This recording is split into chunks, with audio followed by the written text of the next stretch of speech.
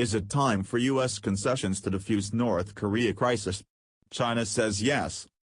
China's proposal for the United States to offer concessions to North Korea in return for a freeze on its nuclear weapons program probably won't halt the North's already advanced program, but it might be the best way to lessen tensions, analysts say.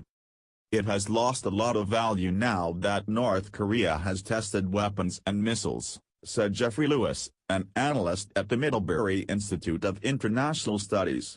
It's more about just reducing tensions.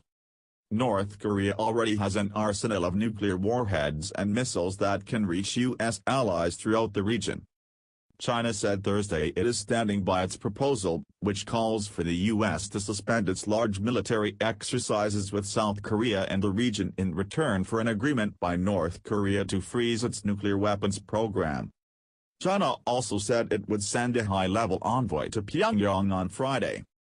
A day earlier President Trump claimed China had abandoned the proposal and, instead, agreed with the U.S. position that North Korea would have to abandon its nuclear program before getting any American concessions. The conflicting statements reflect confusion in Washington over how to handle North Korea and its secretive leader, Kim Jong-un. Trump has said Chinese pressure exerted on its heavily dependent ally is central to U.S. policy toward the North. North Korea has gone 2 months without test-firing a missile, the longest such dry spell this year. The lull follows a record 15 missile tests in 2017. It also detonated a powerful hydrogen bomb for the first time in a test in September. It is not clear if the lull represents a political decision by Kim or a pause in development for technical reasons. Defense Secretary Jim Mattis declined to speculate on the reason for a testing pause. The Trump administration says it would be willing to talk when North Korea makes clear it is not aggressively testing nuclear weapons and missiles. So long as they stop testing, stop developing, they don't export their weapons, there would be opportunity for talks, Mattis said.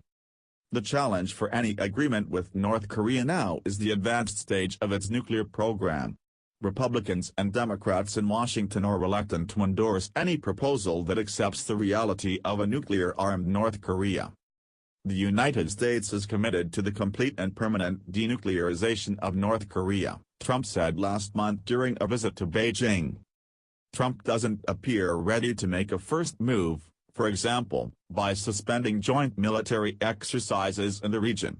The North views such exercises as a provocative prelude to an invasion.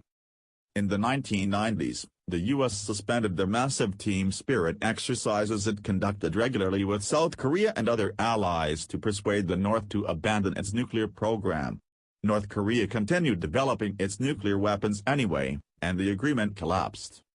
The U.S. currently has 3 aircraft carriers operating off the Korean peninsula as part of a major exercise. The Pentagon has said the exercises are aimed at reassuring South Korea and other allies in the region and improve the readiness of U.S. forces.